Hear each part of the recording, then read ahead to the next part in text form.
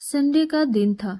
अभी लंच करके सीमा जी अपने कमरे में जाकर लेटी ही थी कि डोरबेल बज गई। बहू रिद्धि को आवाज लगाई दरवाजा खोलने के लिए, पर रिद्धि शायद छत पर सूखे कपड़े लेने गई हुई थी। 2-3 बार डोरबेल बजी।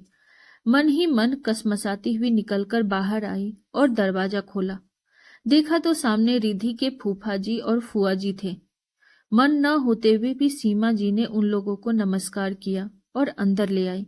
अंदर हॉल तक आते आते मन में कई बातें घूम चुकी थी।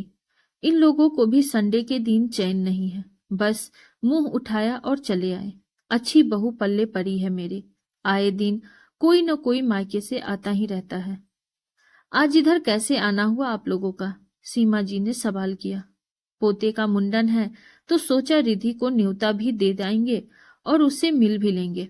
बहुत दिन हो गए उसे देखे हुए भी, बुआ जी ने जवाब दिया। इतने में रिधि भी नीचे आ गई और बुआ जी फूफा जी को देखकर बड़ी खुश हुई। रिधि को देखकर सुमन जी ने कहा, बहू अपने बुआ जी फूफा जी को चाय नाश्ता कराओ, मैं अंदर कमरे में आराम करने जा रही हूँ, मेरा सिर दर्द हो रहा है। कहकर सीमा जी अपने कमरे में चली गई। उनका ये रूखा व्यवहार देखकर बुआ जी फूफा जी एक दूसरे की शक्ल देखने लगे। तब रिधि ने बात को संभाला। वो आज दरअसल मम्मी जी की तबीयत खराब है ना, इसलिए। आप लोग बैठो ना, मैं अभी आप लोगों के लिए चाय नाश्ता लेकर आती हूँ।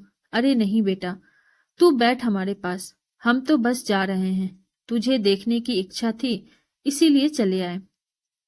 और हाँ, यह तेरे भतीजे के मुंडन का प्रोग्राम का कार्ड है, जरूर से आना। और हाँ, अपने पूरे परिवार को भी साथ लेकर आना। आज समधन जी की तबीयत खराब है, तुम ही उनसे बोल देना। जी जरूर आऊंगी। पर ऐसे कैसे? चाय तो लेनी ही पड़ेगी। अरे नहीं बच्ची, चाय नाश्ता छोड़, तू तो बस बात ही कर ले हमसे। रिद्धि के बुआ जी फूफा जी मुश्किल से 10 से 15 मिनट वहां रुके और फिर रवाना हो गए। रिधि को सीमा जी का व्यवहार बिल्कुल पसंद नहीं आया। अक्सर यही होता था। जब भी रिधि के मायके से कोई आता था, सीमा जी सिर दर्द का बहाना कर अपने कमरे में जाकर बैठ जाती थी और फिर उनके जाते ही कमरे के बाहर निकल आती थी। उसके बाद शुरू होता शिकायतों का सिलसिला, जो 2-3 दिन तक चलता ही रहता था। हमारे तो मायके से हर रोज कोई उठकर नहीं आता था, तुम्हारे तो मायके से जब देखो कोई न कोई चला आता है। बेटी के ससुराल में आने से पहले सोचना तो चाहिए। ऊपर से आए दिन पता नहीं कितने प्रोग्राम होते हैं तुम्हारे मायके में।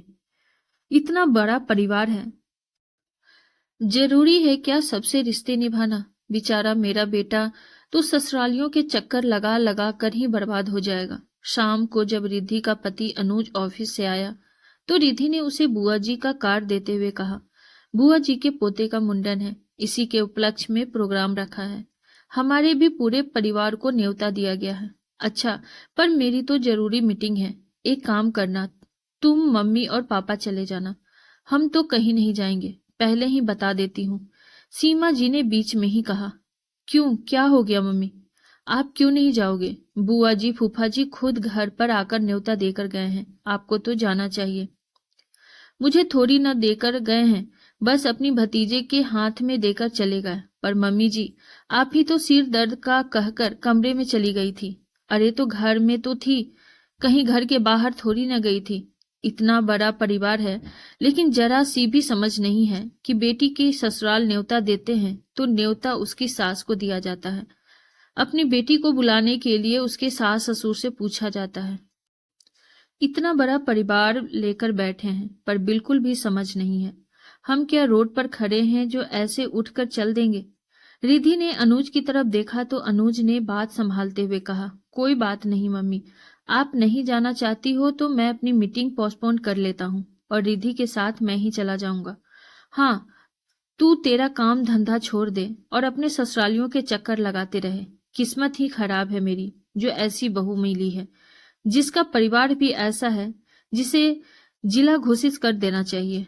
बस काम धाम छोड़ करके इनके साथ चक्कर लगाते रहो। आज मामा के घर प्रोग्राम है, कल फूफा जी के घर प्रोग्राम है, कभी मौसी तो कभी ताई, कभी दादी तो कभी भाई। ऊपर से खर्चा नहीं होता है क्या? सीमा जी सिर पर हाथ रखकर शिकायत करते हुए बोली। यह बात रिद्धि को बिल्कुल पसंद नहीं आई और उसने जवाब देना ही ठीक समझा। मम्मी जी, यह क्या बार बार आपने परिवार परिवार लगा रखा है? शादी के समय क्या आपको मेरा इतना बड़ा परिवार नजर नहीं आया था? तब तो बड़ा प्यार आ रहा था आपको मेरे परिवार पर। तब तो आपको अपनी किस्मत पर बड़ा नाज हो रहा था जब इन लोगों की तरफ से भर भर के गिफ्ट आ रहे थे। अब क्या हो गया है? लेते हुए तो बड़ा अच्छा लगता है, देते हुए क्या समस्या हो जाती है आपको? जबकि हम जितना उन्हें देते हैं उससे ज्यादा तो वो लोग हमें लौटा देते हैं। आपको नहीं जाना है तो मत जाइए, मैं अकेले ही चली जाऊंगी, पर कम से कम बार बार मेरे परिवार का बखान करना बंद कीजिए। रिद्धि जवाब देकर अंदर कमरे में चली गई। पीछे सीमा जी मुंह फुलाकर अनुज की तरफ देखने लगी। तब अनुज ने कहा, ये तो होना ही था मम्मी, बार बार आप इस तरह की बातें बोलोगे तो सामने वाला कब तक सुनेगा? शिकायत भी उतनी ही करो जितनी बर्दाश्त हो सके। कहकर अनुज भी कमरे में चला गया। सुमन जी वहीं अपनी शिकायतों के पुलिंदे के साथ अकेली बैठी रह गई। आपको हमारी ये कहानी कैसी लगी कमेंट बॉक्स में जरूर बताइए, और ऐसी ही ढेरों सारी कहानियों के लिए वीडियो को लाइक, शेयर और चैनल पे नए हैं तो सब्सक्राइब करना ना भूलें। Thank you.